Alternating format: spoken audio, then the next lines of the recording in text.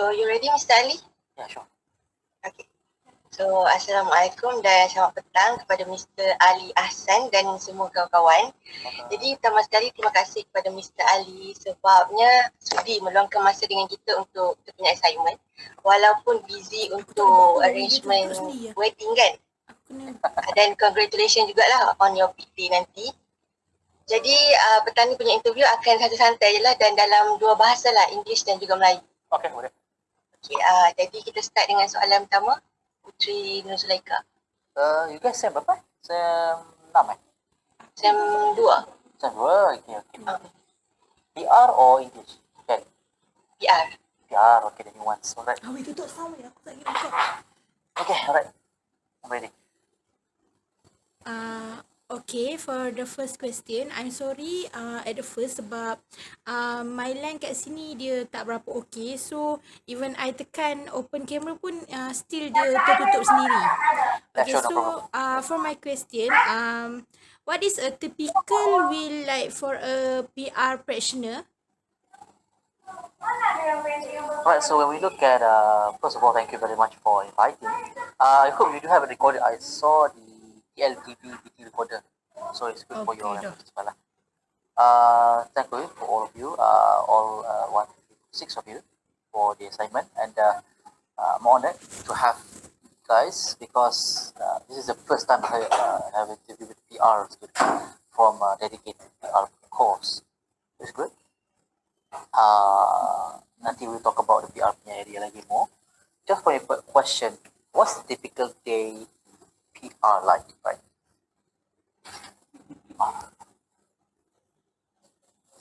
Right. So when we look at the PR landscape, the scenario, right? When you want to ask about what's a typical day, is it COVID post or pre-COVID? Just for you.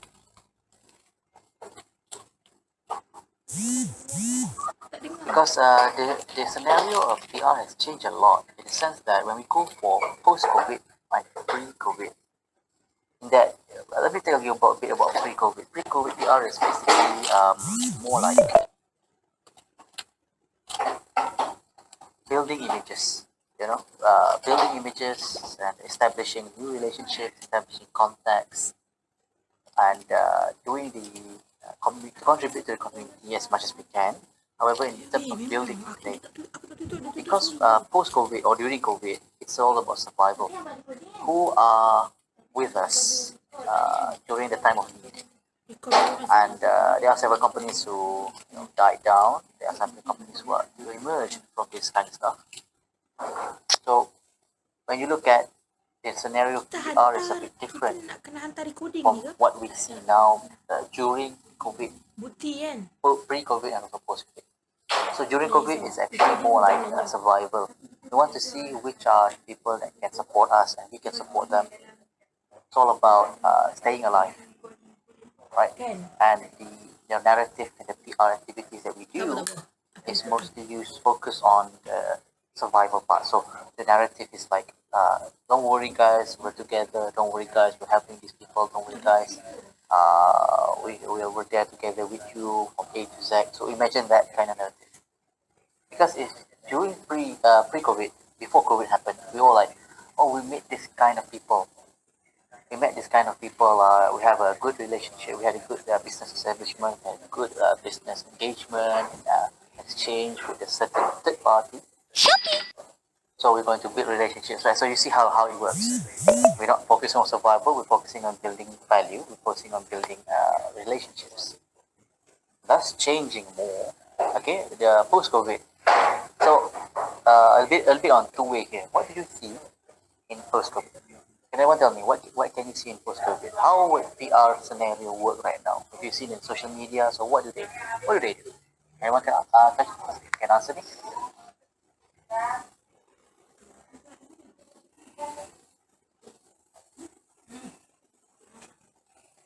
Thank you for the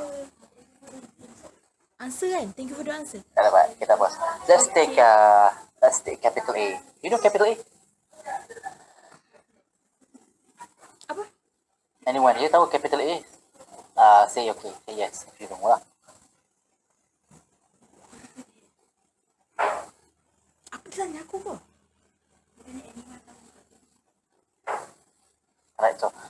Capital A is actually the subsidiary and also the emergent company of Asia. I know you heard about Asia, right? Yeah, so Asia is the subsidiary. You know, Asia has 155 billion, sorry, 155 million debt for their passengers because of the problem during COVID. And their companies are in jeopardy right now. They are dying. So they change of their MO, their modus operandi. So they focus more on Gangguan delivery, like gangguan Lalabu, ni ya. like GrabMove, and Rangkaian. such. So when you see their kind of PR, so what they do different. So it's about we are looking at creating new opportunities. We are looking at post recovery. Although the bad years done, we are looking at diversifying the things that we do. We want to stay true to your loyalty. We want to have the customers' appreciation of what we're doing. So imagine that the narrative is changed. So when this is the big idea of PR right now. So if you ask me what's a typical PR day like, it's never gonna be the same. It's changing by the times that we change. Did you know that? Okay, I'll tell you right now. What's the biggest tweet right now that is trending? You can check it right now if you want to do your search, but anyone can answer as quick as possible. What is the biggest information that happens right now in Twitter? Biggest information yang jadi sekarang? Apa maksud dia? Aku tak faham. Biggest issue in Twitter ke? Yeah. Fake news? No. That's this is actually a story about defamation.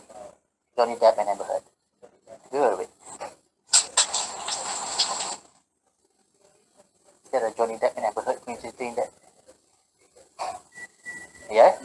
You see that's kind of narratives. This is the PR we're talking about. This week is JD menang in the defamation. So for those working in the PR, what do? So you create narrative. So it's really, is Amber Heard the villain, or is Johnny Depp the villain? For me, it's going to be Johnny Depp, the survivor lah. I support him. I don't support Amber Heard. Because I'm as a PR guy, that's what I'm going to say as well. Am I going to write something? I want to post something?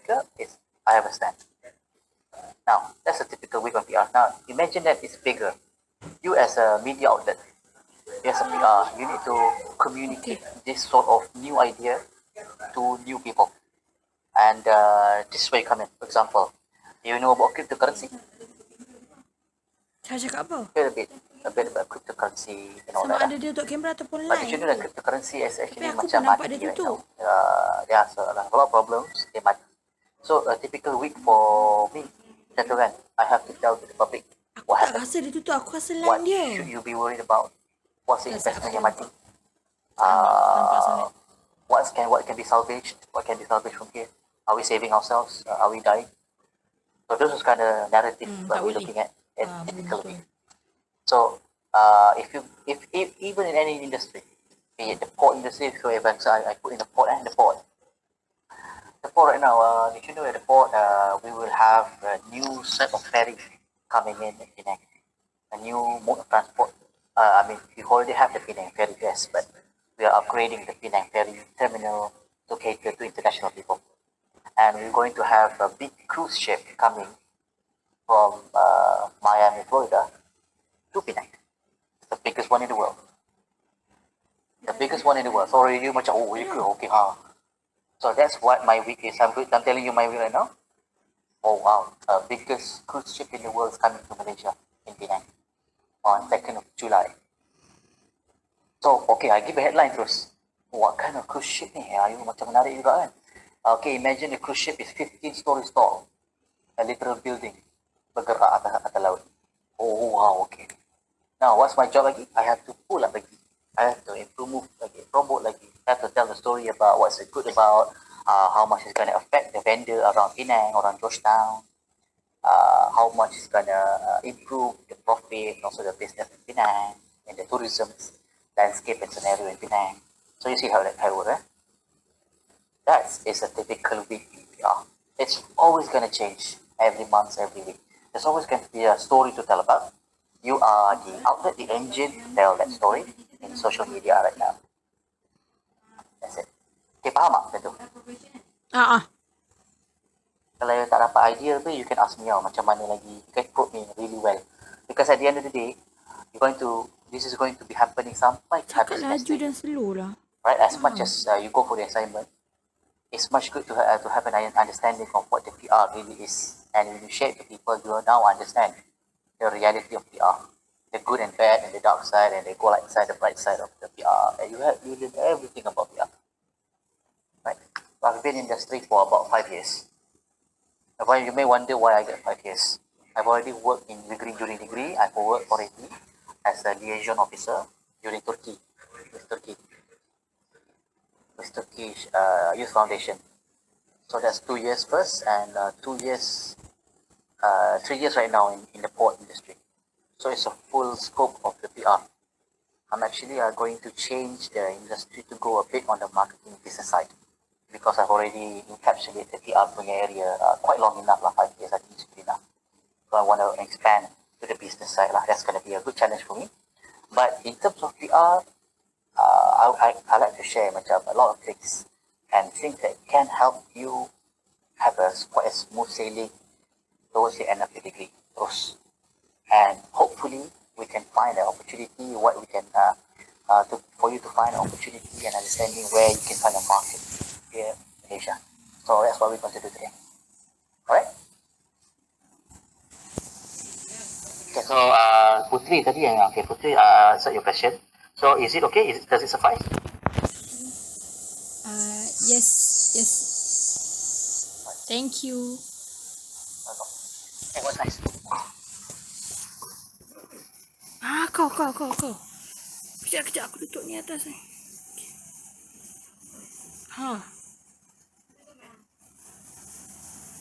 Dah tutup. So anyone with the next question? Alright, I'm study. Saya nak tanya, macam mana media digital ni mengubah landscape profession PR? Okay, media digital. Macam mana dia ubah? Dia ubah 100% sebenarnya. Okay, macam mana kita kata 100% tu kan? Paper berita harian dah mati dah. Tahu tak? Ya, yang buat paper outlet tu dah mati, literal bungkus. Because why? Because diorang tak nak evolve from traditional to digital media. Diorang rasa that printed media ni macam semua orang baca. Did you know that generation millennial, which is generation Z, which is your adik-adik, you are millennial, that's what I think. Generation Y is still the only people yang pakai digital media. And the generation above us, which is 50 years and above, semua pakai paper. And sad to say, they are only comprises like macam 10% of the whole Malaysian population, like 15%. There's no profit in paper anymore. So, perubahan tu adalah sebab profit lah, sebab profit, and also sebab environmental lah. The reason because kita selalu kena fokus on SDG. Kau tahu di SDG apa? Okay, Sustainable Development Goals. Nanti you can check on SDG. SDG ni banyak merangkumi on the world's United Nations punya aspirasi untuk melestarikan dunia lah, bumi. So polisi ni kita ikut Malaysia juga, so kita ni under UN jugalah. So kita tengok SDG, Sustainable Development Goal. One of them is basically preservation of ecosystem lah. Kurang sikit potong pokok. Jadi pasal kita nak reduce lah penggunaan paper dan juga pemotongan pokok, logging, deforestation. So kita opt for digital media. What's the good thing about digital media? It's much more cheaper, cepat lagi dan safer. Tak payah ada processing. Tak payah nak ada problem with the manufacturing. Yes, of course, the changes of the market, pasaran traditional media ni dah berkurang kan. Jadi kilang-kilang paper pun kurang digunakan. Kita guna paper untuk on certain things, tak pakai untuk paper dah. So can you imagine the impact it had for traditional media? Yes. Also for kilang-kilang yang buat traditional media, yang buat paper tu lah. So itu adalah one of the negative aspects of doing digital media. And with digital media, it's free speech. A bit more free speech. Twitter, Instagram, Facebook adalah free speech. Free speech is actually very powerful. Kat Malaysia ni is not yet practice. Dekat Amerika 100% practice. Why? Because Elon Musk, tahu Elon Musk yang buat Tesla, yang buat roket tu, paling kaya kat dunia tu, dia beli Twitter about 43 billion. Sebab dia pasal dia nak free speech. Dia nak bila kita cakap something dalam Twitter, tak ada orang boleh block kita atau cancel kita. That's powerful. Right? That's a part. It's the power of digital media. Can you have that in printed media? Because why? Kita boleh. Because you have the government is regulating the content, the gatekeeping the content yang keluar dekat paper. But not in social media, not in digital media anymore. You can just stop what you want. The consequences is on you. So that's the difference between 100% digital media and also traditional. So to back to your question, yes, it's changed 100%. Digital media is the way now, or 100% is the way now. No more on print media. Because why? You cannot even detect printed media punya analytics, insights. You've seen your Facebook ads, you've seen your Instagram analytics, you saw the reaches, you saw the engagement semua kan. Can you do that in printed media? Tak boleh. So, your punya auditing, your punya measurability itu adalah rendah, kita nak mampus lah use yang traditional. It's never a good choice. You're saving the world in a different way by using digital media. But it's not to say that I literally steam to we are promoting other forms of pollution juga, just to say. But it's much better to use digital media than traditional print media lah. Because why you are reducing the actual cost for climate change in the world. Just use social media. It's actually much more accessible for everyone pun. No one wants to bring 30 heaps of paper bawa jalan-jalan just because you want to have information, simpan information. You can already screenshot your information dalam phone and use it back when you want it. So that's digital media. So I guess that's the narrative lah for digital media. I will more simplistically look at it. Because if you want to go prod deeper into the digital media itself, so a lot more lagi begitu. But that's because digital media is also the pintu for financial tech, fintech, financial tech, the pintu for crime, legal, pharmaceutical, and apa namanya tu, and in the industry lah, and the business and international business, FIT atau FDI, foreign direct investments, foreign direct investments. So digital media is used in this outlet. Dulu bukan tak, tapi you don't know there's a paper for business only. You tahu ada Sina, ada Metro, ada Berita Harian, ada NST, tak tahu ada Insider Weekly, Business Weekly, tak tahu. But because of the social media, Twitter, you know, tiba-tiba you boleh tahu pasal ada kebakaran dekat Europe, ada kebakaran dekat Notre Dame kan, dulu. How do you know that? Digital media. Paper cannot handle that kind of information. Okay, 100%. Siapa yang buat traditional media thinking that they want to make quick cash of it, they are living in the 1990s. They will die. And they cannot survive with that kind of business model. And if I see someone yang boleh buat macam tu and still people buy and then make millions of it, I tak tahu cakap apa lah. The world is really different. It's very twisted lah lepas tu kan. But no one will take money with paper anymore. Even majalah pun.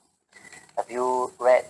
Okay, I can tell you right now. Maybe in the 4 years. But have you ever read Gempak? Majalah Gempak, komik Gempak. Do you know about it? No. Najwa Ramli pun tak tahu. That's how different the world is. It's only takes 6 years of difference before all of the majalah Apo, Ujang, Utopia, Epoch, Motor Trader, Gempak to die. Because there's no one want to read anymore. You can find it, you can subscribe using application dekat dalam smartphone. That's how it is. Much more cheaper, and you no longer have to rosak ke rumah buying all those comics and don't know what to do with it. So it's a welcome change for us. So what's going to happen to the future of digital media? Interesting to see what's inside. Interesting to share. Since we have already used social media 100%, so what's next? What's next after 10 years? Nanotechnology? For what? We don't know. Apa dia? But what we can say is that we're going to integrate insight analytics. In a way, macam konsep dia macam ni lah. You already link your tek mata ke or your phone as a gadget to be able to work with the AI, to be able to help people make better decisions. I tengok makanan, I tengok ni, I tahu berapa kalori, even without checking my phone. I tengok guna spek, I tengok kalori berapa. The spek is my interface. I can talk to people. Contoh, I talk to Najwa, I talk to Rabia, tu ada Wihagan, I tengok dia, tiba-tiba ada keluar kat tepi tu, macam bubble-bubble. Dia tengah cakap pasal ayat ni. What should you answer? You answer macam ni lah, macam ni lah. You answer macam, dia bagi you tips to answer. Faham tak? Macam like a game. Like you have a speech bubble to answer. On good question, good answers that you have. So people cannot be introvert anymore because they know what to talk about. Wah, macam how's your day? Ada 3 options. Okay lah, aku makan burger McD tadi. So you can strike a conversation. The AI knows what you're doing. That's what they want to do. So first thing is your spec lah. So we can say that people are going to use spec one day, not because of it, it's just because it's necessity. Or the phone. The phone can help macam kat tepi, and then Alexa or whatever akan turun jawabkan macam tiba-tiba bagi tips ke apa ke. It's already been put in practice. This is what we call smart AI lah, insightful AI. Helping people become more lazy lah. Panas ya phone aku. And become more robotic. Imagine. Is it a good thing? Yes, for some. Is it a bad thing? Of course not. So that's the introduction of digital media as we look at more AI. And what happens if you go more AI? Did you know that AI is one of the things that is not regulated by government yet? What does it mean? It's not regulated by government. The government doesn't know what the AI is capable of. So if the AI can decide itself to launch nuclear nukes, it can do it, yeah, of course. Because no one regulated the evolution of AI. Dia akan jadi cerita Terminator lah. That's actually a very good risk though. Right now, the AI already knows what I'm talking about. I talk about pelamit saja. I bagi tahu, okay, phone pelamit. Komputer pelamit. Now, I pergi buka kat Facebook, nanti the timeline I akan keluar pelamit punya advertisement. Personalized ads. So you already belajar about the personalization. Or you will hear about, you will learn about the term later.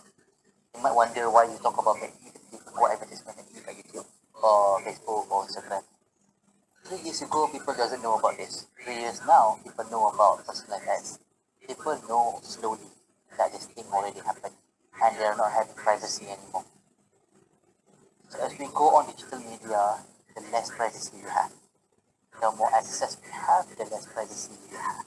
That's the creed of digital media. And whatever is the information that you're having right now, contohlah bilik Syafiqah Sofian, kat belakang dia tu ada macam bear break, kalau tak mistaken lah. And ada background macam tu kan. Now the computer will take her background and check one of the person yang ada gitar kat belakang dia tu, and then will sell that information to other people yang nak. Like, rupanya perempuan umur-umur macam Syafiqah suka main gitar sekian-sekian. Will sell the information to siapa yang nak beli. That's the idea of digital media. What is it really more profit? Because selling information is a multi-billion-dollar industry that you don't know, a hidden industry. Whatever it is you allow dalam your phone, your microphone, everything about Facebook, they will take the info, they will sell that info to the people that wants it, to create more ads, to create better experiences. Is it a win-win? I don't know. But at the end of the day, you accepted it. You scroll jauh-jauh and then you saw, I agree to the terms and conditions. Tekan je tick tu without reading everything. Of course you do it. Everyone is guilty of doing it. Right? You've already sold your information. So, as we go on digital media, the understanding that your privacy is actually at risk. It's more of you have already accessed your information. So, rather than not embracing that your information is already been sold and taken, be careful with what you're doing. Future. Digital media is that outlet where things are more riskier and scarier than before. In the sense that your security and your livelihood may be at risk because if you show things too much that people don't know about. Okay, and if you work in PR, you will have to know the difference between professional PR and your personal life. I myself have no Facebook friends, ada 152, and I ada like 600 something followers on Instagram. Do I need to have thousands for my PR punya personal? No. There are some of the risks I don't want to have as part of being a PR practitioner. And it's better for me to go low and profile to do the PR job. It's a different world. It's a different for your personal stuff. If you want to be popular with it, if you're already popular in your social media, go right ahead. Maybe you can leverage it for your PR work. If you don't have it, no problem. There's no problem of having less followers and such. That's not a belum lagi jadi requirements to get a job right now. If it does, and it's hopeless for everyone. That's the concept of digital. Right? Okay. Thank you very much. Okay, what's next?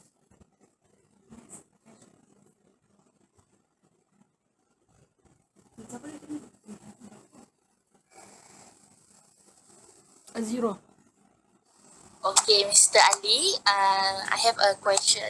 Before that, I want saya nak minta maaf sebab kami mengalami bekalan gangguan bekalan di sini disebabkan pencawang utama kami rosak. Kasih. Jadi line agak tak berapa nak baik. Saya minta maaf sangat-sangat. Pakai wifi ke atau pakai mobile data aja? Wifi. Sekarang guna data sendiri saja. Itu pun dia agak slow juga. Okay, baiklah.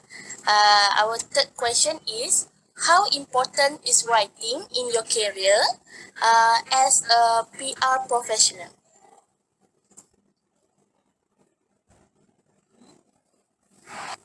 Thank you for the question.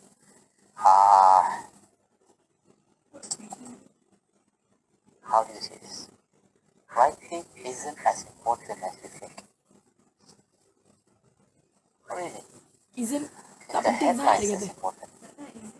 Things that you It's say not it's not doesn't important matter. The as you headlines think. is more important than that. Ayat dia tadi, The isn't spark, important as you think. the bling bling, the buzz that it creates much more important than the writing. I've done a lot of writing for the industry, and it has no traction at all. Nothing. But I did write something for the ferry. Ferry lama telah ditukarkan kepada ferry boat lagi. Did you know that? For those in Penang, it's a very sentimental and a very impactful thing to hear that the old ferry is dead and the new ferry is taken. So your sentiments as a people from Penang, macam, oh, this literal guy over here just killed the whole emotional factor that happens in Penang. I just killed the cultural icon. Yeah, I did. Old ferry is no more. So slow, it's a half an hour. The new ferry is only 15 minutes. You have aircon and you have a small. Yeah, you cannot bring your car, but you have a big one. You have a master boat. You can go to Pulau Cepat. Hey, you know, terima je lah, because at the end of the day, there's no ferry baru dah. There's no ferry lama dah, ferry baru je lah. Terima je lah, you want to go to Penang. Oh, kalau ini jambatan, bahaya kan? Ada accident banyak kan? Ya, itu je lah. So this is, see how I word it? Yeah, now you can. Because why?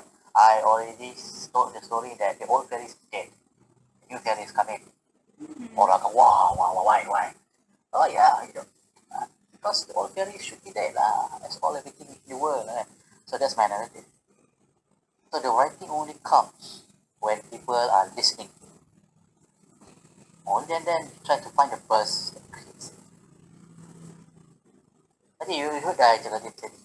Di kapal pasal nak mampus, biggest in the world datang ke Penang on the 2nd of July. Dia macam, kapal apa? Kalau produce yang macam minat, dia akan dengar. Kalau tak biasa-biasa, macam, bukan Malaysia ni hebat kita. Bulan kapal paling besar dunia kan? You know? Then you need to know more. Because you need to know more, I have created query. When I create query, then I already created the audience.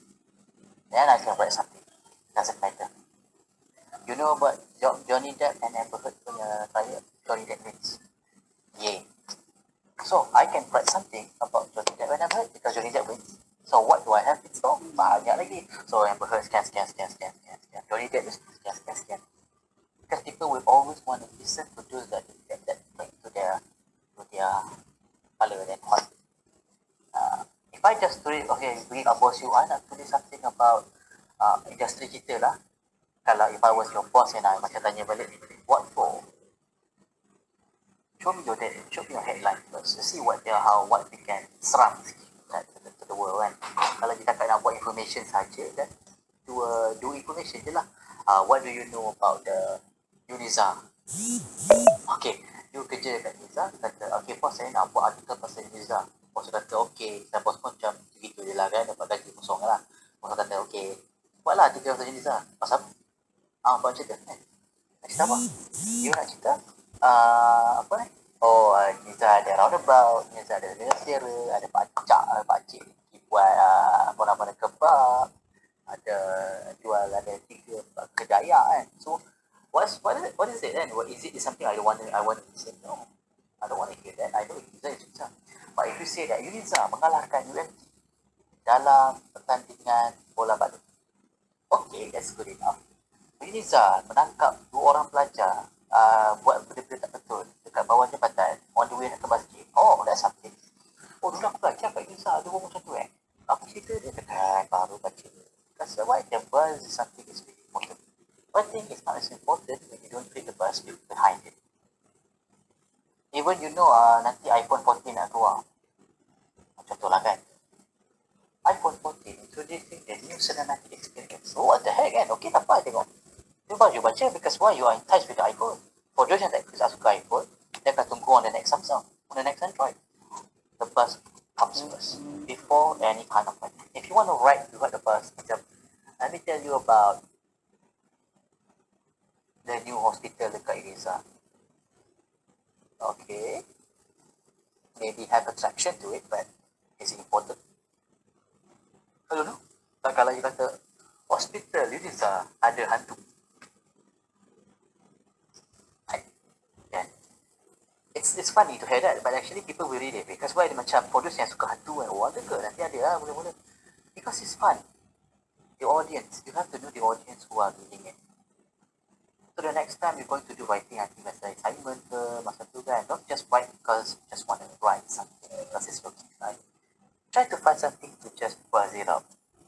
Some journalists, I don't want you to go to social justice punya stuff lagi lah, macam LGBTQ ke, feminism, masculinism, toxic feminism, toxic masculinism, misogynistic. Don't go to that kind of direction lah. I mean, sure you want to do it, sure it's on you lah.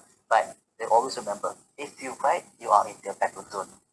Yes, as a PR guy, when you go into PR industry, when you decided to do something about PR, you are in the battle zone.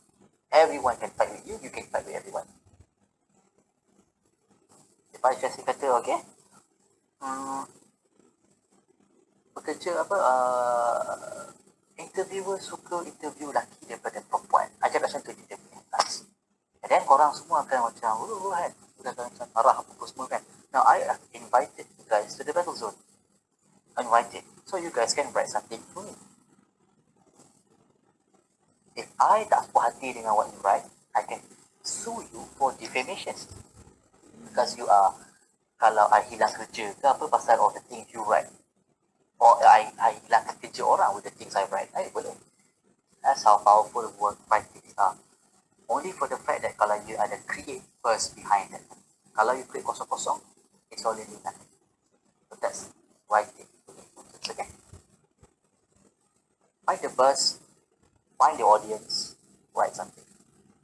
Because at the end of the day, kalau I cakap nanti BTS nak datang ke Malaysia kan, I know you guys don't want to, I don't know most of the fans doesn't want to hear pun about the stuff that they do or the writing part pun. Dia tahu buzz tu adalah BTS datang Malaysia kan, dia akan datang ke perform aku yang korang aku semua lah, dia akan ke tempat dia kat bawah badak, orang dah duduk situ sejak pada 3 pagi dah. Boleh, people apa yang kena dia.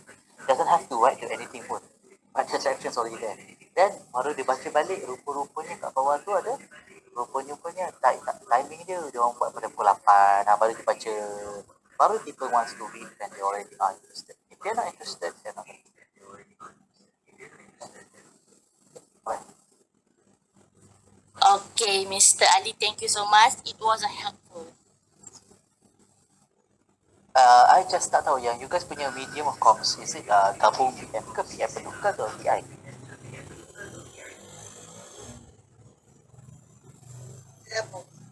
Gabung, okay. Because I'm so used to using English lah kan, untuk English and PR kan, so dia macam betul agak ya, PR kena ada bahasa Melayu juga lah, kena ada double lah, dua bahasa baru boleh. Right.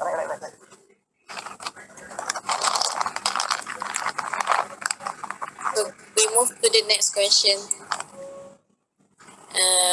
My question is, what is your opinion on ethics?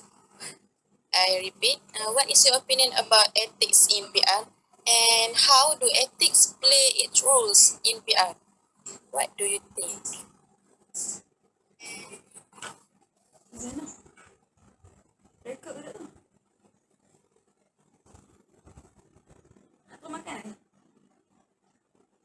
Buat pula bunyi cookies ni kan. Ethics. What's ethics? Dalam PR industry, or actually in industry in general, ethics is not PR. PR is orang lagi sebelkan PR to the yellow journalism atau tabloid.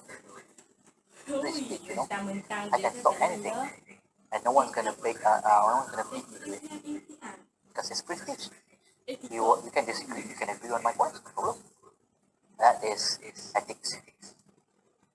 Because I can talk about a topic called pelajar milenial zaman sekarang semua malas. Hey, it's my opinion, right? Macam tu lah. Padahal people already tak otak lah. Tak tahu sebab aku cakap. Tak tahu kelakar sebab dia pun gelak. Dia macam But hey, I just literally I invite you along. So is it ethical for me? Of course. It's not tapi ethical. memang masalah pun sekarang ni. Because it's something that is needed to talk about. Because when you think about ethics, right, it's all about playing safe. Bekalan. Is it playing safe? Bekalan. You're sure you want to play safe betul lah, but you want to reduce the crisis, of course.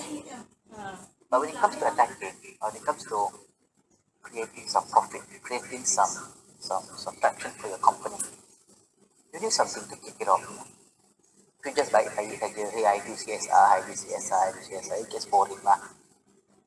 And I can put RM1 dalam bazar punya anak game tu and ambil gambar. And I said I buat CSR, what's the point? Betul lah. But tiba-tiba, I introduce the new way of buat bobat. Atau nanti semua orang claim, orang Indonesia pun claim. Oh, we do the bobat before. Kita buat bobat dulu sebelum kamu semua. Betul tak? It's not ethical when you think about it. What defines ethics really? What's the fine line between ethical and non-ethical? Because ethics is linked to strategy and governance, or in other words, governance.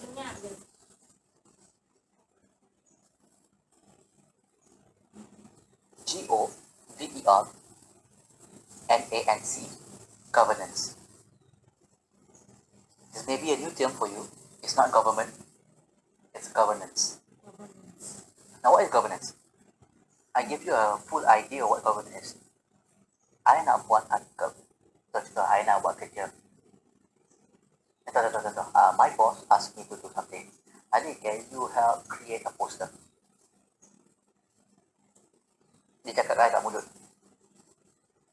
But I want to do some black and white because I want to be recorded, right? Macam I buat kerja. I want email. Dear boss, as per our conversation, can I confirm that a poster will be made on scan. Then the boss will answer, yes, please have it by tomorrow. Okay, noted. We'll try to do my best. So what is it? What is it? What is this? This is what we call governance. A step-by-step, black and white process that we can have, a communication that we can have, a process step by step, black and white, for people to effectively audit us, judge us for the things we did. And we have to take accountability for the things we post by what we do with email, right? Everything that you want to do is ethical. Is doing the governance first. Meaning, you don't just write out of thin air, buat kerja and then told your boss, I want to do this. It doesn't work like that. You have to discuss first, see what's the problem about doing it, do it, and put it in email. Put it in record form. Doesn't have to be in email. If you really WhatsApp. But something that you can go back on and show the team.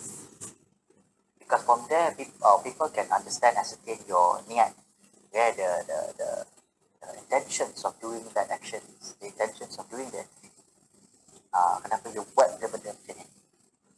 Then if you can answer balik, then it's ethical. Because what? Kalau you serang balik, kenapa you buat artikel pasal perempuan tu Oh, pasal perempuan tu memang kan barunya dia buat sekian dekat artikel tu.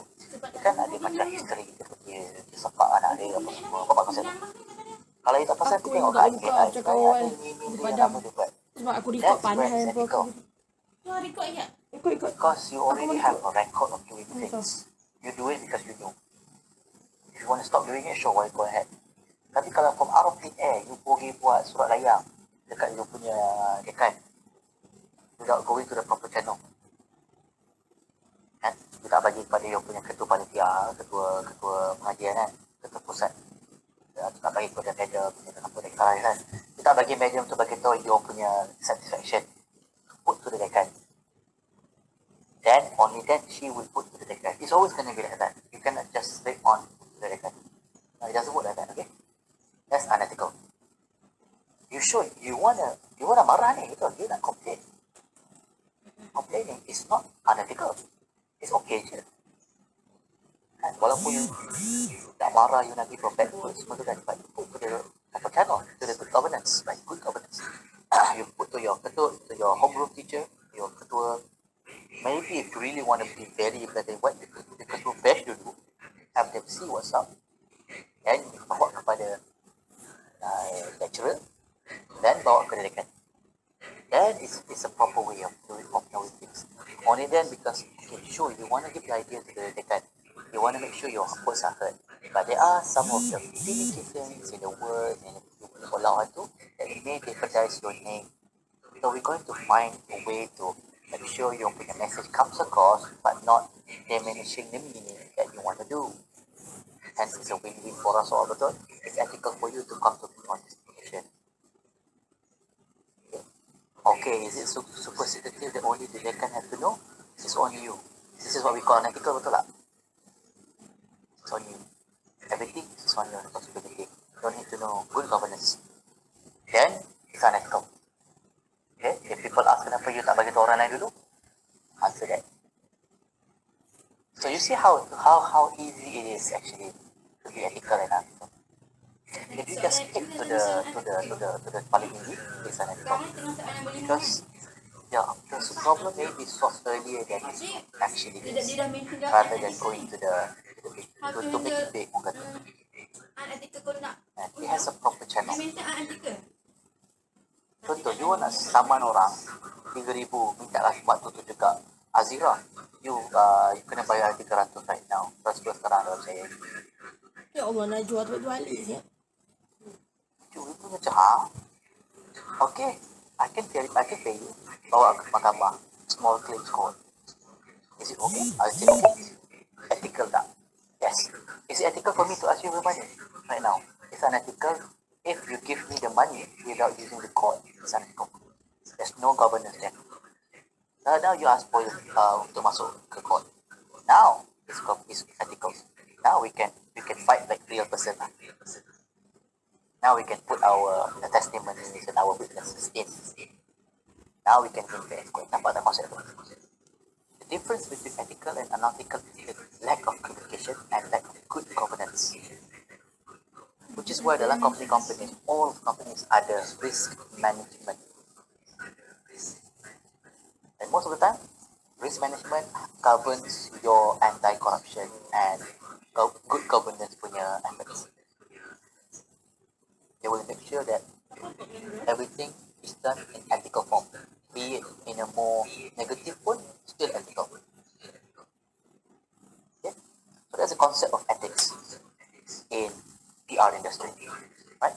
To summarize it, to be ethical, you need to have proper channel. In other words, good governance, black and white, a record of your doings, understanding the accountability and the responsibility it has on the actions, understanding the proper channel and proper execution. Then whatever happens, you are accountable. Then it's ethical. You win or you lose, it doesn't matter. But you are not a coward, you are a professional for doing the ethical part. Because when people audit you, they know what they were looking for, they know your justification behind it. Without proper comms, without proper governance, without proper recording, you are deemed as unethical because you are doing things behind the company's best interest, behind the company's back. Think of it as cheating with your spouse or your girlfriend or boyfriend. Cheating is an unethical thing. Why? If I said to you that good governance in relationship with yeah, I nak pergi jumpa my friend, kawan perempuan, Puteri Nur Zulaika dekat McD jam. I balik pukul 10. Ada kerja sini. Nanti my spouse will say, fine. Jangan lama sangat. Have I done an ethical job? Yes, I have communicated. I have done my black and white. I have record. I have put dalam WhatsApp cover. Then attack me whenever it's necessary. But I have done my job. I am being ethical. Being ethical is much easier because it's much easier to go out because at least your boyfriend, girlfriend knows you're going out. Meet someone on a good basis. And this is why it's hard, right, to be ethical because nanti kalau ada tiba anak jumpa saja without telling. Tiba-tiba jumpa, dia keluar, dia jumpa kat McD. Siapa ni? How do you explain that? See? And you get the idea tu. Kalau dia dah bagi tahu awal that you're going to meet someone, mungkin balik pukul 11, it's going to be a girl for work purposes only. Then no one can be, sure she can be mad, but can she be mad forever? Cannot. Betul tak? That's why you are ethical. You already macam dah jujur dengan dia. Oh malah, you already have the good governance ready. So what could she attack you on? It's no personal stuff lah. But you already said, hey, I've done my good governance. I've done my diligence. I've told you, I'm doing this, I'm doing that. Kalau I pergi saja kuah tapi sebab I nak kata dengan member lain, oh, you tahu tak dia kuah dengan someone else malam. Now, kena question, what do you do? That's where we call unethical. That's how easy it is to see our ethical and ethical stuff. Faham tak konsep analogy? That's ethics. Ethics is always governed by your heart, okay? What your common sense is. So it's orang kata susah nak pergi to ethics ni because it's common, it's your heart, it's common sense. No, it's clear cut, it's good governance, it's communication. Because after all of that ethics is already put aside, you will be judged on legislation. An entirely different thing. You will be judged on legal legislation. Faham aku? Dia dah habis common sense, you are judged based on dan undang-undang. The final part. That's what ethics is. Alright? Is it important? Really important. Even the exercise you kerja kat PR ke, any kind of work you go in for industry later, make sure to have everything in email. It doesn't have to be filing pun. Sometimes it doesn't have to be filing pun. Filing takes too much paper. But if it's in WhatsApp, if it's in cloud, if it's in email, there's a short, you're going to be there. If you do something without an email, you put the unethical part in and then people question, then who's going to believe? Them or you?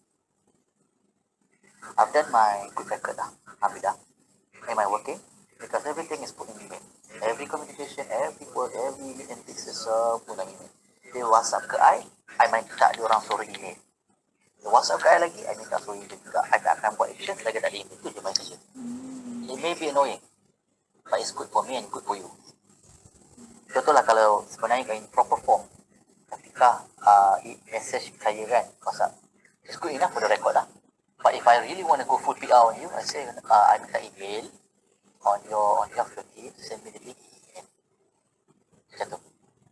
But because I'm not in the I tak ada komputer sekarang apa semua, I currently not on the go, I'll betapa shrug it off.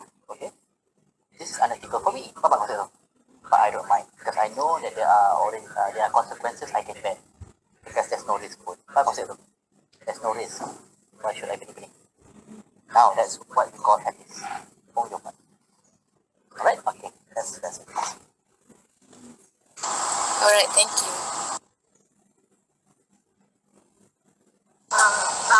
Okay, Mr. Ali, for the next question, as a PR practitioner, how to handle unethical conduct professionally?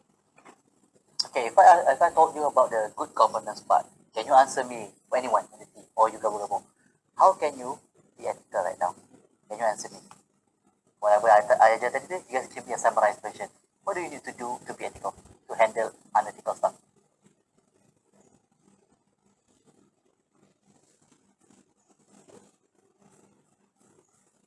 Okay, Rabeto, just answer one thing here. First, you saw someone unethical. You already heard what I told you about good governance. What should you do? Okay, one thing here. Bagi dia, kita can go process by process. Doesn't have to answer 100%. I know it's not really easy to understand that, but answer one thing you should do first. Maybe advice. We cannot go advice. Advising isn't something that is possible tau sebenarnya. So advising isn't something that we do sewenang-wenang ya. Because we don't have leverage. Jadi kalau nak serang someone, we tak ada senjata nak serang, tak ada leverage, you cannot do it. If I advise me on ethical stuff, I said, who are you to talk about it? Okay? You're just a PR guy. Executive lagi lah tu. Junior kan, apa nak punya marah-marah, you know what I do. So what do you do? What's the best outlet? What's the best place to inform this thing? To this unethical behavior.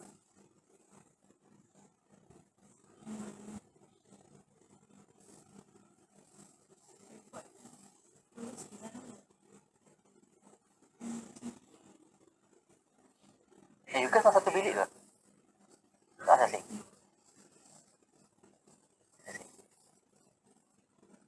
Okay, I'll answer. Contoh, how do you see your unethical behavior? Unethical, eh? You see something unethical happening. You can either go two ways. The easiest way is something like macam ni lah. The easiest way is your good governance part lah. Which is, I nampak benda tu tak jadi, betul. But I don't have the power to change. Macam saya executive, kan?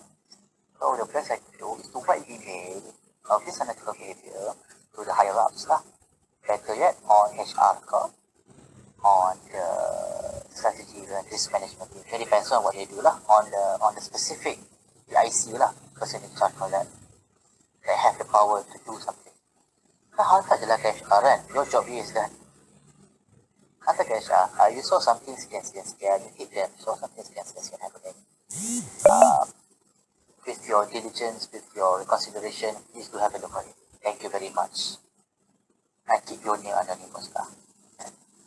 If you can. So, what's next? Yeah, the HR people are gonna check on it or don't. It's up to you, up to them. The reality is they can or cannot do against our. But as long as you've done your work, done your ethical punya part from you, that's how it works. It's always gonna come down to what good governance can do. So, what can you do next? Kalau you tak nak buat benda-benda ni pun, you can do whistleblowing. You know what whistleblowing is? No. Whistleblowing is basically you just state anonymously, you just buat kabar angin saja on the internet. It's up to them to weigh it as something that is really important or not. If it coming from a credible sources or not, it's up to them. But you just macam, Uniza ada orang yang rasuah dekat blok FSG tingkat 2. Itu je. Mula lah macam siapa. Let them speculate lah. Ada orang pelajar tu ke, ada lecturer tu ke, ada siapa kan yang do some stuff like that. You don't know. Right? Because it's just a blowing pun. If you are already speculating, sure, maybe you can do something about it. This is contoh lah. You can have a rasuah in any way you want. Like, okay, go to cafe lah, go more, less attacking kan, less dangerous. Kat cafe tu, pergi jual air yang di high pipe. You know, air masak. How do you know that? I'm just whistleblowing, you know. I'm just giving it. That's how I want to at least analytically handle on analytical stuff lah. You have a basis for it, you have a leverage on it, but you don't have the power to do it. So you have to go to the proper channel, have good governance, send an email and such, make sure people know about it and work on it. There may be some good Samaritan dalam company tu or whatnot yang memang rasa ada sense of justice or whatnot lah. Akan try to address this issue or bawa dia to the bigger board meeting ke apa, tengok dari diorang lah. But there are some aspects and some extent that it can be repair, it can be alleviate. That's what it can do, right? Because as PR guys and PR people and practitioners, the best you can do is to be neutral. Never take sides. You are the single person. You are the best friends of everyone. You are not the enemy of anyone pun. You never take sides and you just pura-pura sampai mampus. Because at the end of the day, you are the frontliner of information. You are the gossiper of information. You are the person that knows stuff. A PR practitioner needs to understand what's going on 100% in the company. Yes, it may be hard. It is a hard thing to have. Yes, I have to know everything, almost everything about the port industry in Penang Port. Even though I'm just working in the office, there are things in the container, there are things in the cargo, there are things in the liquid area, there are things in the cruise area. I have to know because it's my job. Because I tak nak ketipu kalau aku selalu. It's a bit tough because as the bigger industry you play, the bigger they are the loopholes and the pitfalls they have, and you need to know as a PR person.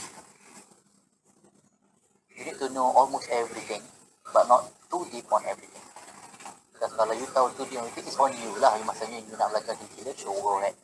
But you just need to know the bare minimum, the basic, the general things about the industry of your choice. Then it's good enough. General knowledge. Then you make informed decisions. Then you can do the good governance, ethical, everywhere you go. The only unethical thing that I will imagine as a PR practitioner is that you write something, you post something on social media without your company knowing. Without your company knowing, you just post something without your company knowing, no memo, no notice, you just post something out of thin air, unethical. Or, better yet, what if one day you become a PR practitioner, alright? Then you are given an interview chance. You have to talk about your industry to the media. Okay, Miss Shafika, apa pendapat awak tentang perubahan belia-belia sekarang ni lebih kepada entrepreneurship? You are the PR practitioner dekat belia punya tempat, and you are the entry level punya practitioner. Can you answer it? Should you answer it?